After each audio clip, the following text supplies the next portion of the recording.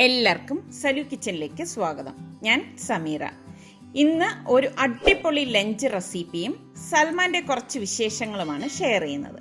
ഞാൻ എപ്പോഴും പറയുന്നത് പോലെ തന്നെ നമ്മളുടെ സലു കിച്ചൺ സബ്സ്ക്രൈബ് ചെയ്യാത്തവരുണ്ടെങ്കിൽ സബ്സ്ക്രൈബ് ചെയ്യാനും ഷെയർ ചെയ്യാനും ഒന്നും മറന്നു വരുതേ. അപ്പം നമുക്ക് ആ വിശേഷങ്ങളിലേക്കൊന്ന് പോയാലോ?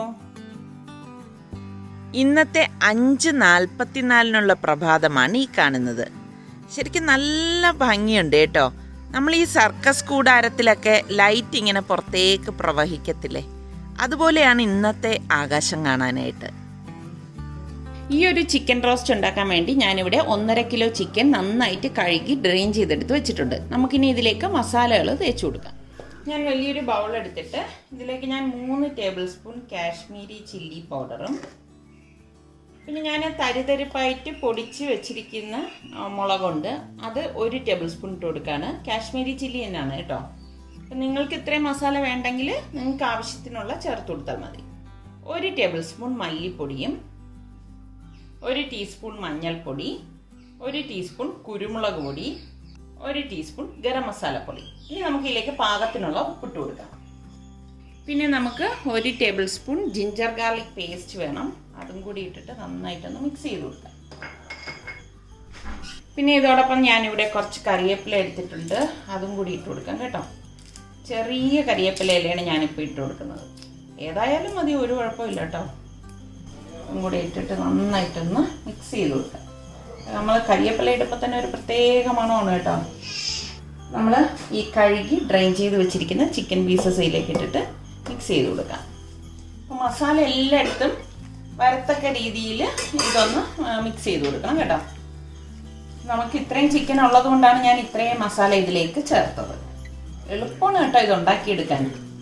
അപ്പം ഞാൻ ദേ ഇവിടെ മസാലയൊക്കെ പുരട്ടി വെച്ചിട്ടുണ്ട്. അപ്പം എൻ്റെ ഒരു സന്തോഷത്തിന് വേണ്ടിയിട്ട് ഞാൻ ഇവിടെ 1 തണ്ട് കരിവേപ്പിലയും കൂടി ഇതിലേക്ക് ഇങ്ങനെ ഇട്ട് കൊടുക്കുകയാണ്. ഇത് മറ്റൊന്നിനുമല്ല, ഞാൻ പറഞ്ഞില്ലേ കുറച്ചുകൂടി ഒന്ന് ഇതിനൊന്ന് മോടി പിടിപ്പിച്ചതാണ്. നമുക്കിനി ഇതൊന്ന് മാറ്റി വെക്കാം. ഈ സമയം കൊണ്ട് നമുക്ക് മാറ്റി വെക്കാം എന്ന് പറഞ്ഞാൽ ഇതൊരു 15-20 മിനിറ്റൊക്കെ വെച്ചാൽ മതിയാകും. ഇനി നിങ്ങൾക്ക് കൂടുതൽ വെക്കണമെങ്കിൽ തലേ ദിവസമേ നമ്മൾ ഇതുപോലെ മാരിനേറ്റ് ചെയ്ത് ഫ്രിഡ്ജിൽ വെച്ചിട്ട് പിറ്റേ ദിവസം നമുക്കെടുത്ത് ഇത് റെഡിയാക്കുകയും ചെയ്യാം. എങ്ങനെ വേണമെങ്കിലും ചെയ്യാം കേട്ടോ. അപ്പോൾ ഇനി നമുക്ക് ഇതിലേക്ക് വേണ്ടിയിട്ടുള്ള റൈസ് തയ്യാറാക്കിയെടുക്കാം.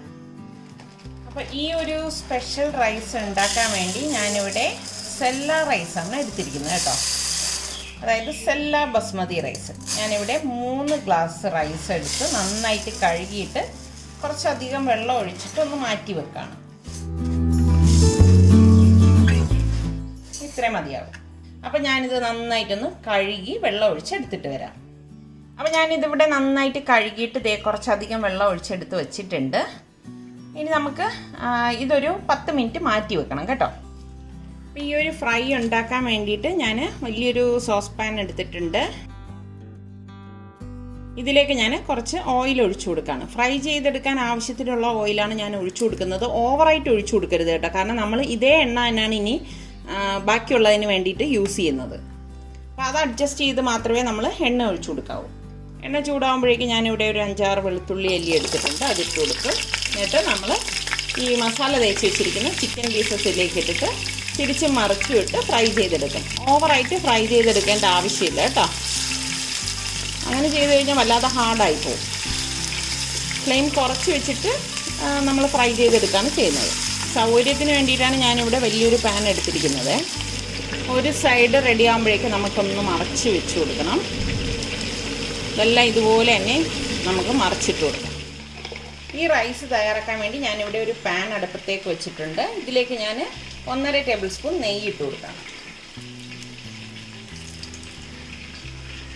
ഇതിലേക്ക് ഞാൻ ഒരു 3-4 ഗ്രാമ്പു, 2-3 ഏലക്കായ, 2-3 ചെറിയ പീസ് പട്ട എടുത്തിട്ടുണ്ട്, ഇതിട്ട് കൊടുക്കാം. ഫ്ലെയിം ഒന്ന് കുറച്ച് വെച്ച് കൊടുക്കണേ. പിന്നെ നമുക്ക് 1 ടീസ്പൂൺ ചെറിയ ജീരകം ക്യുമിൻ സീഡ് ഇട്ട് കൊടുക്കാം. ഇനി ഇതിലേക്ക് 1 ടീസ്പൂൺ ജിഞ്ചർ ഗാർലിക് പേസ്റ്റ് ഇട്ട് കൊടുക്കാം. ഇതോടൊപ്പം തന്നെ ഞാനിവിടെ 2 ഉണ്ട വെളുത്തുള്ളി അല്ലിയും 2 പച്ചമുളകും എടുത്തിട്ടുണ്ട്, അത് ഇതിലേക്ക് ഇട്ട് കൊടുക്കാം. ചെറിയ വെളുത്തുള്ളി അല്ലിയാണ് ഞാനിവിടെ എടുത്തിരിക്കുന്നത് കേട്ടോ. എല്ലാം നന്നായിട്ടൊന്ന് വഴറ്റി കൊടുക്കണം. ശരിക്കും ഈ നെയ്യിൽ നമ്മുടെ ഈ വെളുത്തുള്ളി അല്ലിയും ജീരകവും പട്ടയും ഗ്രാമ്പും ഒക്കെ ഇടുമ്പോൾ ഒരു പ്രത്യേക മണമാണ് കേട്ടോ. ഇതൊന്ന് മൂത്ത് വരുമ്പോഴേക്ക് ഞാൻ 2 കാശ്മീരി ചില്ലി ഇതിലേക്ക് കട്ട് ചെയ്തിട്ട് കൊടുക്കുകയാണ്. ഒരുപാട് ഇത് ഡ്രൈ ആയിട്ട് മൂത്ത് വരേണ്ട ആവശ്യമില്ല. ഞാനിവിടെ ഒരു ടൊമാറ്റോ ഇതുപോലെ ചെറുതായിട്ട് കട്ട് ചെയ്തെടുത്തിട്ടുണ്ട്. അതും കൂടി ഇട്ടിട്ട് ഇളക്കി കൊടുക്കാം. നമുക്ക് പാകത്തിനുള്ള ഉപ്പിട്ട് കൊടുക്കാം. റൈസിനും കൂടി ചേർത്തുള്ള ഉപ്പ് വേണം നമ്മളിപ്പോൾ ഇതിലേക്ക് ഇട്ട് കൊടുക്കാനുള്ളത്.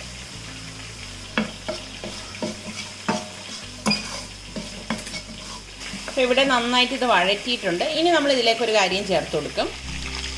നമ്മൾ ഈ ചിക്കൻ പൊരിച്ചുകൊണ്ടിരിക്കുന്ന ഈ ഓയിലുണ്ടല്ലോ, ഇതിപ്പോൾ ഞാൻ 2 സൈഡും ഫ്രൈ ആക്കിയിട്ടുണ്ട്. ഇതിൽ നിന്ന് ഞാൻ 2 ടേബിൾ സ്പൂൺ ഓയിൽ നമ്മൾ ഈ റെഡി ആയിക്കൊണ്ടിരിക്കുന്ന ഈ റൈസിൻ്റെ പാനിലേക്ക് ഒഴിച്ചു കൊടുക്കും. ഞാൻ പറഞ്ഞില്ലേ അതിന് അഡ്ജസ്റ്റ് ചെയ്ത് വേണം നമ്മൾ എടുക്കാനെന്ന്. ഇതുപോലെ 2 ടേബിൾ സ്പൂൺ എടുത്താൽ മതി കേട്ടോ. ഇത്രയും മതിയാവും. എന്തിനാണ് ആ ഓയിൽ ഇതിലേക്ക് ഒഴിച്ചതെന്നറിയാവോ? ശരിക്കും നല്ല ആ ചിക്കൻ്റെ ഫ്ലേവർ നമുക്ക് ഇതിലേക്ക് കിട്ടാൻ വേണ്ടിയിട്ടാണ്. ഇനി ഒഴിച്ചില്ലെങ്കിലും പ്രശ്നമൊന്നുമില്ല കേട്ടോ. അപ്പോൾ ഇവിടെ നന്നായിട്ട് ഞാൻ ഇളക്കി എടുത്തിട്ടുണ്ട്. ഇനി നമ്മൾ ഈ കഴുകി ഡ്രെയിൻ ചെയ്ത് വെച്ചിരിക്കുന്ന അരി ഇതിലേക്ക് ഇട്ടിട്ട് ഒന്ന് ഇളക്കി കൊടുക്കാം. ഫ്ലെയിം ഒന്ന് കൂട്ടി കൊടുക്കണേ. ഞാൻ ചിക്കൻ ഇവിടെ ഫ്രൈ ആയത് നമുക്കൊരു പ്ലേറ്റിലേക്ക് മാറ്റിയിട്ട് ബാക്കിയിരിക്കുന്ന ചിക്കൻ പീസസ് ഇതുപോലെ തന്നെ ഇട്ട് ഫ്രൈ ചെയ്തെടുക്കാം.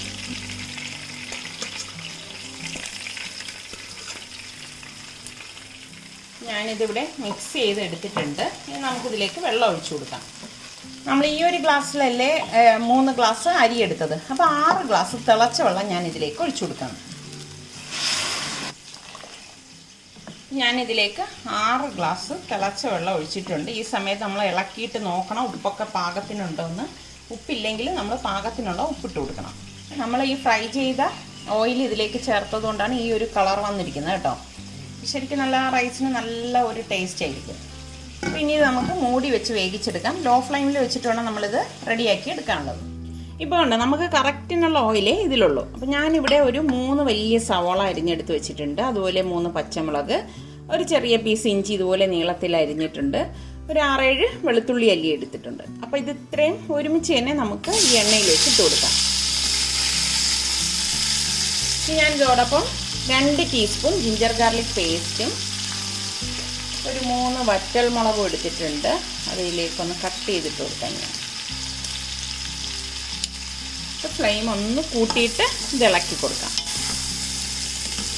ഫ്ലെയിം കൂട്ടി വെച്ചിട്ടാണ് നമ്മൾ ഈ സവള വഴറ്റിയെടുക്കുന്നത് കേട്ടോ. ഒരുപാട് വഴലേണ്ട ആവശ്യമൊന്നുമില്ല. അതുപോലെ ഒരുപാട് തിന്നായിട്ട് നമ്മൾ ഇങ്ങനെ സ്ലൈസ് ചെയ്തെടുക്കേണ്ട കാര്യമില്ല. ഇതുപോലെ നമ്മൾ സ്ലൈസ് ചെയ്തെടുത്താൽ മതി. ഈ സമയം നമ്മളുടെ റൈസ് എന്തായെന്ന് നോക്കാം. അടപ്പൊന്ന് മാറ്റിയിട്ട് നമുക്കൊന്ന് ഇളക്കി കൊടുക്കാം കേട്ടോ. ശരിക്കും തുറന്നപ്പോൾ തന്നെ നല്ല ഒരു അടിപൊളി മണമാണ് വരുന്നത്. നമ്മളുടെ സാധാ ബസ്മതി റൈസ് ഉപയോഗിച്ചാലും മതിയാവും കേട്ടോ. നിങ്ങൾക്ക് ഏതാണോ കംഫർട്ട് അതെടുത്താൽ മതി. ഇതിപ്പം നമ്മളുടെ പരുവത്തിന് വഴണ്ട് വന്നിട്ടുണ്ട്. ഇനി ഇതിലേക്ക് ഞാനിവിടെ ഒരു ടൊമാറ്റോ കട്ട് ചെയ്തെടുത്തിട്ടുണ്ട്. അതും ഇട്ട് കുറച്ച് കറിവേപ്പില കൂടി ഇട്ട് കൊടുക്കണം. കറിവേപ്പില കുറച്ചധികം ഇതിലേക്ക് ഇട്ട് കൊടുക്കും.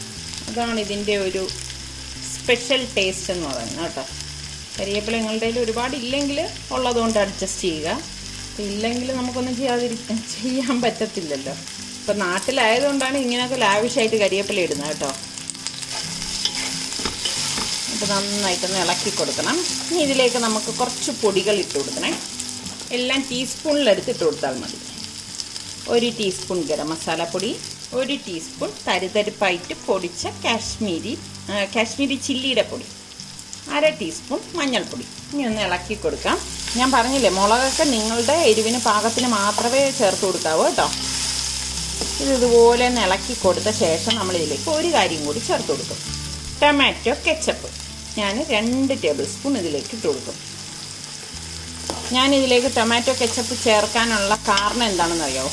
ഇതിൽ നമ്മളൊരു 2-3 ടൊമാറ്റോ ചേർക്കും. പക്ഷേ എൻ്റെ കയ്യിൽ ടൊമാറ്റോ ഇല്ല, നമുക്കിവിടെ കടകളൊന്നുമില്ല.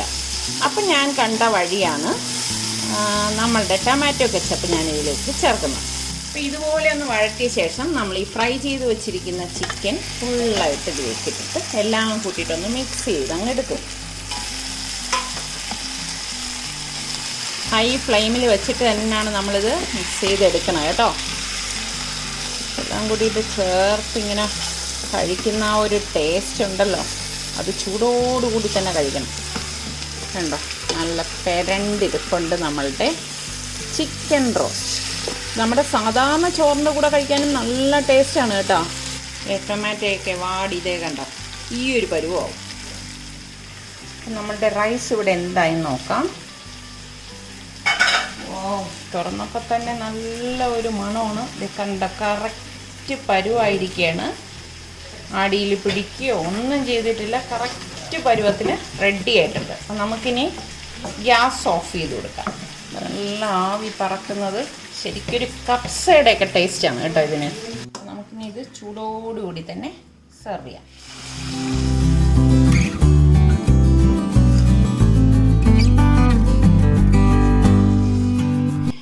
അപ്പോൾ ഇതാണ് നമ്മളുടെ ഇന്നത്തെ ലഞ്ച് എന്ന് പറയുന്നത്. ഒരു സ്പെഷ്യൽ ഗാർലിക് റൈസ്, നമ്മളുടെ സ്പെഷ്യൽ ചിക്കൻ റോസ്റ്റ്. ഇതെല്ലാവരും ട്രൈ ചെയ്ത് നോക്കണം കേട്ടോ, അടിപൊളി ചിക്കൻ റോസ്റ്റാണ്. പിന്നെ നമ്മളുടെ റൈത്ത, അത് പിന്നെ കാണിക്കേണ്ട കാര്യമില്ലല്ലോ, എപ്പോഴും കാണിക്കുന്നതല്ലേ. കൂട്ടത്തിൽ പപ്പടവും അച്ചാറുമാണ് നമ്മളുടെ ഇന്നത്തെ മെനു എന്ന് പറയുന്നത്. 3 മണിയായപ്പോഴേക്ക് യൂട്യൂബിൻ്റെ ഒരു വർക്ക്ഷോപ്പ് ഉണ്ടായിരുന്നു. ഇപ്പോൾ ലോക്ക്ഡൗൺ തുടങ്ങിയ ശേഷം യൂട്യൂബ് ഇടയ്ക്കിടയ്ക്ക് ഇതുപോലത്തെയുള്ള ഓൺലൈൻ വർക്ക്ഷോപ്പൊക്കെ കണ്ടക്ട് ചെയ്യാറുണ്ട്. പിന്നെ അതുപോലെ തന്നെ ഇതിനിടയിൽ ഒരു എൻ്റർടൈൻമെൻറ്റ് എന്നുള്ള രീതിക്ക് കുറച്ച് ക്യൂസും ഗെയിംസും ഒക്കെ അവർ നടത്താറുണ്ട്. നല്ല രസമാണ് കേട്ടോ. Salu Kitchen. Yes, it is Salu Kitchen. Yes, that was the last question. So Salu Kitchen.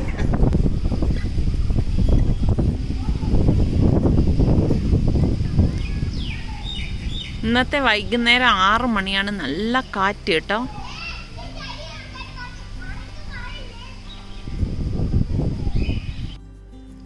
Salman എന്തോ ഒരു പരിപാടിയിൽ ഏർപ്പെട്ടിരിക്കുകയാണ്. എന്താണ് സൽമാനെ? എന്റെ കുട്ടി ചാനലായ സലു ടോക്സ് വീണ്ടും പലർക്കും അറിയത്തില്ല കേട്ടോ, സൽമാൻ ഒരു ചാനലുണ്ട്, സലു ടോക്ക് എന്ന് പറഞ്ഞിട്ട്. കുറച്ച് മാസങ്ങളായിട്ട് ഒന്നും ചെയ്യാതിരിക്കുകയായിരുന്നു. സലു, ഈ ലോക്ക്ഡൌൺ ടൈമിൽ നീ എന്തെങ്കിലും ചെയ്തിരുന്നെങ്കിൽ ഇപ്പൊ അർജുനെ പോലെ 1 മില്യൺ ആയേനെ. അങ്ങനെ അത്യാഗ്രഹം കാണിക്കില്ല. ഒരു അടിപൊളി കണ്ടന്റ് ആണ് വരുന്നത്. ഇന്ന് രാത്രി പോസ്റ്റ് ചെയ്യും. നിങ്ങൾ ഇത് കാണുമ്പോഴത്തേക്ക് നാളത്തെ സലു കിച്ചൺ എപ്പിസോഡിലായിരിക്കും ഇത് വരുന്നത് അല്ലേ? അതെ അതെ. അപ്പം നാളെയല്ല ഇപ്പോഴത്തേക്ക് ഇന്ന് ലിങ്ക് ഡിസ്ക്രിപ്ഷൻ ബോക്സിൽ കൊടുത്തിട്ടുണ്ടാവും. കണ്ടിട്ട് നിങ്ങൾ അഭിപ്രായം പറയാം. ഷൂട്ട് നടക്കാൻ പോണേ ഉള്ളൂ.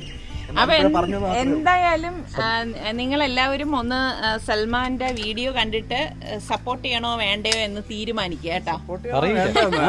സപ്പോർട്ട് ചെയ്യണം. അപ്പൊ സപ്പോർട്ട് ചെയ്യണം എന്നാണ് സൽമാൻ പറയുന്നത്. സാറിന് എപ്പോഴുള്ള സബ്ജക്റ്റ് തന്നെ സലു, സബ്ജക്ട് അത് തന്നെ. അതെ, ആരും അറിയാത്ത ടോപ്പിക് നമ്മുടെ റിസ്വാൻ പറയണ പോലെ തന്നെ. റിസ്വാനെ പോലെയാണ് നമ്മുടെ റിസ്വാന്റെ ഇതുപോലെ തന്നെ. ഇത് പൊതുവിജ്ഞാനം എല്ലാവർക്കും ഉപകാരപ്പെടുന്നതാണ്. മറ്റൊരു ഗെയിം കളിക്കുന്ന മാത്രമല്ല. പിന്നെ വേറൊരു കാര്യം പറയുന്നുണ്ട്, വേറൊരു പരിപാടി ഉണ്ടെന്ന്. അതൊന്നും പറയില്ല നമ്മൾ. എന്താണ് അത്? എന്താണ് എളുപ്പം പറ. എനിക്ക് മാത്സ് ഭയങ്കര ഇഷ്ടമാണ്. അപ്പൊ ഇപ്പൊ കുറെ ആളായിട്ട് വീട്ടിൽ വെറുതെ ഇരിക്കുകയാണ്. അപ്പോൾ സ്കൂൾ കുട്ടികൾക്ക് വേണ്ടി ഒരു മാത്സ് ക്ലാസ് പോലെ, ഏത് ക്ലാസ് വേണോ എന്നുള്ളത് നിങ്ങൾ കമന്റ്. ഏറ്റവും കൂടുതൽ ക്ലാസ് കമന്റ് വരുന്നവർക്ക് ഞാൻ ആ ക്ലാസ് എടുത്തു കൊടുക്കുന്നതാണ്. യൂട്യൂബിൽ അതിനായിട്ട് ഞാനൊരു സെഷനായിട്ട് ഞാൻ തുടങ്ങാം.